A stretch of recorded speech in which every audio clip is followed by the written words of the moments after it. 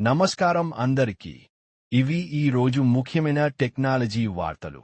Google సంస్థ Android ఫోన్ల కోసం ఆన్-డివైస్ జెమినీ AI ఫీచర్లను విడుదల చేయడం ప్రారంభించింది. ఇకపై కొన్ని AI పనులు నేరుగా ఫోన్లోనే ప్రాసెస్ అవుతాయి. దీనివల్ల యూజర్ ప్రైవసీ మెరుగవుతుంది. ఇంటర్నెట్ అవసరం తగ్గే, స్పందన వేగం పెరుగుతుంది.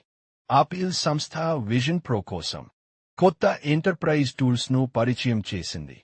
ఇవి ఉద్యోగుల ట్రైనింగ్, రిమోట్ వర్క్ మరియు ఇండస్ట్రియల్ సిమ్యులేషన్స్లో ఉపయోగపడతాయి. ఎన్విడియా సంస్థ డేటా సెంటర్ల కోసం AI పనులకు అనుకూలంగా రూపొందించిన కొత్తను విడుదల చేసింది. ఇవి భారీ AI మోడల్స్ను వేగంగా రన్ చేయడంలో సహాయపడతాయి. వాట్సాప్ యూజర్ నేమ్ ఆధారిత మెసేజింగ్ ఫీచర్ను టెస్ట్ చేస్తోంది.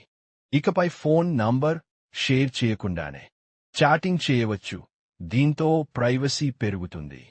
ఇస్రో తన రీయూజబుల్ లాంచ్ వెహికల్ స్వయం నియంత్రిత ల్యాండింగ్ టెస్ట్ను విజయవంతంగా పూర్తి చేసింది. ఇది తక్కువ ఖర్చుతో రాకెట్ ప్రయోగాలకు దారి తీస్తుంది. ఇవి ఈ రోజు టెక్ అప్డేట్స్. ఇలాంటి తాజా వార్తల కోసం ప్రతాప్ ఎస్టెక్ను ఫాలో అవ్వండి.